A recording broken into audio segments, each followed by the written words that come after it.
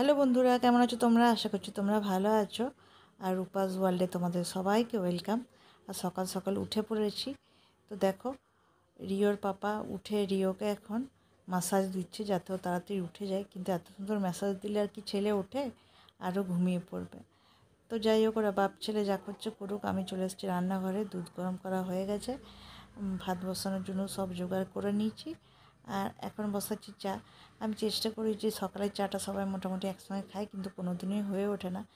তো আজকে মা বাথরুমে গেল, তারপরে চা বসিয়েছি। আর এদিকে দুধ চা করছি দাদার জন্য। দাদাই শুধুমাত্র সকালে দুধ চা খায়, বাকি আমরা সবাই লিকার চা খাই প্রথমে উঠে। তারপরে আবার দুধ চা হয় যখন তখন সবাই খায়। তোমরা তো জানোই এতদিনই সবাই যে আমাদের বাড়িতে কতবার চা হয়। তো এখন কিন্তু পড়েছে গরমটা বীভৎস। এত গরম করছে যে কি বলবো, 3-4 বার চান করেও মনে হচ্ছে সারাদিনই একটা করে কাজ করি আর স্নান করি। আর আগেকার সময় যখন আমরা ছোট ছিলাম তখন কিন্তু গরমটা এত ছিল না। তো এদিকে আমি রিওর খাবার দিচ্ছি, আর রিওর অম্বল হচ্ছে এখন খুব, কিন্তু তবুও সে সকালে উঠে দুধ বিস্কুটই খাবে। আমি ওকে অনেকবার বলি, বেটু সকালবেলা একটু চিনি মুড়ি জল খাও, কিন্তু না। ও বাড়িতে থাকলে ও বললো আমাকে দুধ বিস্কুট দাও। তো দুধ বিস্কুটের সঙ্গে একটু পিডিয়াশিওরও দিয়ে দিলাম।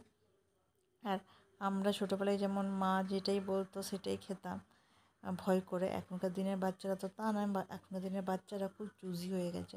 ওরা নিজে যেটা পছন্দ করবে সেটা খুব কম বয়স থেকেই হয়ে গেছে। যেটা আমরা কলেজে যাওয়ার পর এখনও হয়তো মা বাবাকে বলতে পারি না, কিন্তু এখনকার দিনের বাচ্চারা কিন্তু তেমনটা নয়। আর এই গরমে বিস্কুটটা ওর অম্বল হচ্ছে জেনেও, যেহেতু আর অন্য কিছু খাবে না, সেহেতু বিস্কুটটা দিতে হচ্ছে দুধের সাথে। তো যাই হোক, দেখো আমার চা কিন্তু হয়ে গেছে। আর এবারে চা খাবো। গরমে যদিও চাটা অতটা ভালো লাগছে না আমার। আমি পরিমাণও চা খুব কম খাই, কিন্তু খাই একটু। আর আবার চায়ে চিনি দিচ্ছি, তার কারণ প্রথমে বাবার জন্য চিনি ছাড়া চাটা তুলে রেখে দিলাম, মানে বাবাকে দিয়ে দেবো। তারপর আমাদেরটাতে একটু চিনি দিলাম। আর মা সবথেকে বেশি একটু চিনি খায়, তো মায়েরটা আবার বেশি চিনি দিয়ে করব। বাড়িতে আছি 6 জন, 6 জনের 6 রকম পছন্দ, তো সেগুলো মেনটেন করতে হয়। আর দেখো, তোমরা ভাববে যে দিদি ঘুম থেকে উঠে চুলও ছাড়ায় না, এইরকমই ব্লগ বানায়। তো সত্যি তাই। আমি কিন্তু যেমনটা তেমন, মানে যেমনটা আমি থাকতে ভালোবাসি বাড়িতে বা যেমনটা থাকি সেইভাবেই কিন্তু আমি তোমাদেরকে ব্লগ দিই। যে আজ ব্লগ বানাবো বলে আমি সেজে গুজে চলে আসি বা এমনটা কিন্তু নয়। আমি মনে করি যে আমি ডেইলি ব্লগ দিচ্ছি, তাই আমি যেমনটা ডেইলি থাকি সেই রকমই দিই। আর সত্যি কথা বলতে গরমে ঘুম থেকে উঠে আমার মনে হয় না যে চুল ছাড়াই বা সাজুগুজু করি। দেখো আমি কানের টানেরও সব খুলে দিয়েছি, গলার হারটা যেগুলো শীতকালে পরে থাকি সেগুলোও খুলে দিয়েছি এত বীভৎস গরমের জন্য। তো আমি যেমনটা থাকি প্রত্যেক দিন সেদিনই তোমাদেরকে সেই রকমইভাবে তোমাদের কাছে আসি, কোনো ফিল্টার ছাড়াই। আর দেখো, তোমাদের সঙ্গে গল্প করতে করতে আমার চা তৈরি হয়ে গেছে। আর এদিকে দাদার চাও ফুটে গেছে, দাদার চাটাও দিয়ে দেবো। তারপর চা খেয়ে নেবো আমরা। তারপর তো বাকি কাজ আছেই, তার কারণ আমাদের যে হেল্পিং হ্যান্ড, যে কাজের বৌদি আছে, দিদি বৌদি যখন যা পারে আমি তাই বলি ওকে। তো কাজের বৌদি আসছে না এখন, ওর বাবার শরীর খারাপ বলে, আগের ব্লগেই তো দেখেছো।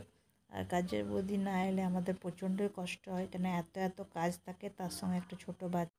আর রিওর এখন এমনই বয়স যে পড়াশুনো বলো, ড্রয়িং বলো, খাওয়া দাওয়া স্নান সব কিছুতেই আমাকে থাকতে হবে ওর সঙ্গে, তবেই সেটা হবে।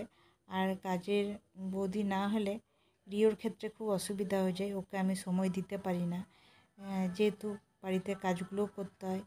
আর মায়েরও একার দ্বারা সব করা সম্ভব নয়। তারপরে মায়ের তো এখন হাতে ব্যথা আছে, যেটার জন্য মা সত্যি খুব কষ্ট পাচ্ছে। তো বউ এলে একটু সেটা হেল্প হয় আমাদের সবার। তো যাই হোক, কী আর করা যাবে, ওরও বাবার শরীর খারাপ, আর এইসব ইস্যুতে তো কিছু বলা যায় না। আজ ভেবেছিলাম যে চাটা খেয়ে আগে ঝাড়ু মোছাটা করে নেব, কিন্তু সেটা আর হলো না, কারণ প্রায় 9:30 বেজে গেছে। তো নিরু এবার পুজো করবে, আর পুজো করার সময় ঝাড়ু দেওয়াটা ঠিক নয়। মানে আমরা মানি যে পুজো দেওয়ার সময় ঝাড়ু মারতে নেই, তো তার জন্য ঝাড়ু আর দিলাম না, বসে গেলাম সবজি কাটতে। আর বাবা একটা এত বড় দেখো লাউ নিয়ে আসছে, যেটা আমাদের মোটামুটি 2 দিন হবে। আর আজকে মা বানাবে লাউ দিয়ে, ছোলা দিয়ে, পেঁয়াজ রসুন দিয়ে একটা সবজি বানাবে, বেশ ডুমো ডুমো করে কেটে দেবো। আর ওইটা কিন্তু মা খুব ভালো বানায়, আমার আর নিরুর খুব পছন্দ। এছাড়াও মা কিন্তু লাউ দিয়ে চিংড়ি বানায়, ডালে দেয় লাউটা। আর একটা মা নতুন রান্না করেছিল একদিন, সেটা হচ্ছে মুসুর ডালের বড়া দিয়ে এই লাউয়ের তরকারি, ওটাও কিন্তু বেশ নারকেল টারকেল দিয়ে ভালো হয়েছিল। তো এইসব অনেক রকমই রান্না হয় আমাদের বাড়িতে। আর আজকে কিন্তু আমাদের নদীর রান্নায় খুব তাড়াতাড়ি মেনু সিলেক্ট হয়ে গেছে। আজকে হবে যেটা তোমাদের বললাম, লাউয়ের সবজি, আর তার সঙ্গে হবে আলু পোস্ত, তার সঙ্গে পাট শাক এনেছে সেগুলো হবে, আর হবে মাছের কালিয়া। তো এইসব আজকে মেনুতে আছে। আর আজকে যেহেতু পাট শাক আছে, সেগুলো তো বাছতে অনেকটা সময় লাগবে। আর শাক দেখবে ভালো করে না বাছলে বা ভালো করে না ধুলে একটু বালি টালি পেয়ে গেলে খেতে ইচ্ছে করে না। আমার যে কোনো সবজি বেশ ভালো করে না ধুলে আমার ভালো লাগে না। বিশেষ করে শাক তো আমার মাস্ট, আমি অনেকবার করে জল দিয়ে দিয়ে ধুই, তবে আমার বেশ মনে হয় মনোপুত হয়। তো এই দেখো রিও চলে এসছে। রিও আমাকে মারছে, তার কারণ হচ্ছে রিওর একটা খেলনা আমি তুলে রেখে দিয়েছি, আর ওর ওইটাই এখন চাই।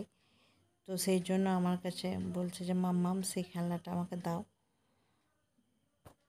আর আগে আমার ছেলে যে কোনো খেলনা নিয়ে খেলতো, আবার গুছিয়ে রেখে দিত, কিন্তু এখন উল্টো, যে কোনো খেলনা ও না ভেঙে ছাড়ে না। যত বড় হচ্ছে সত্যি কথাই চেঞ্জ হচ্ছে। আমি আগে ভাবতাম এমনিই থাকবে, হয়তো এমনি শান্তশিষ্ট ভদ্র, কিন্তু সেসব আর থাকছে না। ও বলছে মামা এখনই তুমি পেরে দাও আমাকে খেলনাটা। তো চলো যাই। রিও চোখের জল দেখতে খুব কষ্ট হয় আমার। হ্যাঁ, তো তার জন্য যেয়ে পরে ওর খেলনাটা পেরে দিলাম। বাবা ও শান্তি করে খেলুক, আর আমারও কাজগুলো তাহলে শান্তি করে হয়ে যাবে।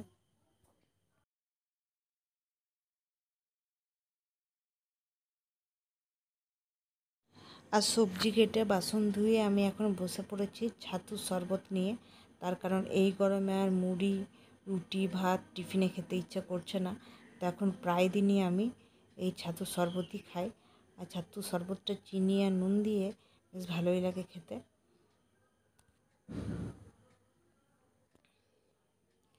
আর আমার মোটামুটি সব কাজ সারা হলো। বাসন টাসন তো আগেই ধুয়েছিলাম শরবত খাওয়ার আগে। আর তারপরে ঘর মোছা, ফার্নিচার মোছা, ঝাড়ু দেওয়া, গাছে জল দেওয়া, সব রকম কাজ হলো। আর এখন আমি একটু থকে গেছি, তাই আমি বসে পড়েছি। তার কারণ এত কাজ পরপর করা, আর এই গরম, আর ওপরটা আমাদের প্রচণ্ড গরম, মনে হচ্ছে সূর্যটা যেন ওপরেই বসে আছে। আর এই জন্য রিওকে আমি এখন বলছি, রিও আমার জন্য একটু জল এনে দিবি বেটা, গলাটা খুব শুকিয়ে গেছে। তো রিওকে একটু ভালো করে বললেও কথা শোনে, এমন না যে শোনে না, কিন্তু বাচ্চা মানুষ তো, ও সবই নিজের মন মর্জি। যখন মনে হবে যে মাম্মের কথা শুনবো, তখন নিশ্চয়ই শোনে। আর যখন মনে হয় খেলায় ব্যস্ত থাকে, তখন মাম্মাম আমি পারছি না, মাম্মাম আমার খুব কষ্ট হচ্ছে, মাম্মাম এইসব বলে এড়িয়ে যায়। তো যাই হোক, ও চলে গেছে জল আনতে। আর যাই বলো, বাচ্চারা কিন্তু কথা শুনলে মা বাবার খুব ভালো লাগে। মা বাবা কেন, সবারই খুব ভালো লাগে, মনে হয় কত ভালোবাসে আমাদেরকে। তো এটাও, এই পাওয়াটাও কিন্তু বিশাল পাওয়া ছেলেদের কাছ থেকে। ওরা তো বিশাল বড় না, তো এইটুকু কথাও যদি শোনে, সত্যি খুব নিজেকে ধন্য মনে হয়। তো তোমাদেরকে বলবো, গরমে কিন্তু বেশি বেশি করে জল খাও। আমি কিন্তু প্রত্যেকটা কাজ করার পরে একটু একটু করে ঠান্ডা জল খাই। তার কারণ তাহলে কি বলো তো, এই যে এত ঘাম শরীর থেকে বেরিয়ে যাচ্ছে, তার জন্য কিন্তু আমাদের জল খাওয়াটা খুবই দরকার। আমি তো এমনিতেই খুব কম জল খাই, কিন্তু এখন গরমের জন্য জল শরবত বেশি করে খাচ্ছি। আর ওই দেখো আমার ও বাবা কিন্তু জল নিয়ে আসছে আমার জন্য। থ্যাংক ইউ বেটু, জলটা আনার জন্য। আমার খুব জল তেষ্টা পেয়েছিল, তুমি জলটা এনে সত্যিই আমার খুব ভালো লাগলো। তো দেখো রিও স্টাইলটা দেখো, জলটা আনার পরে রিওকে আমি কষিয়ে একটা হাম্পি খেলাম।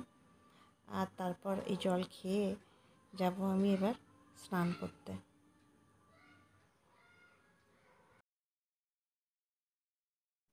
আর স্নান টান করে এখন আমি বসে গেছি রিওকে খাওয়াতে।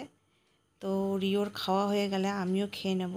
তার কারণ সকাল থেকে আমি শুধু ছাতুর শরবত আর জল, আর এমনি চিনি জল এইসবই খেয়েছি গরমে। কিছু খেতে ইচ্ছে করছিল না বলে এখন বেশ খিদে পেয়েছে, আর তারপরে বাকি সব কাজগুলো করব। আর এখন হয়ে গেছে প্রায় 6:30, আর বিকেলে সব কাজ সেরে নিয়েছি। আর আজকে ছেলের আবদার হলো ও ম্যাগি খাবে। তো ওকে তো আমি ম্যাগি একদম কম মশলা দিয়ে সেদ্ধ করে দিই, তেল মশলা আর দিই না, মানে তেল দিই না আর। তো সেটাই আজকে বানিয়ে দিচ্ছি ওকে। আর এই ম্যাগি করার পর আরেকবার বানাবো চা। দুবার চা হয়ে গেছে, আর একবার তার কারণ নিরু চলে এসছে অফিস থেকে।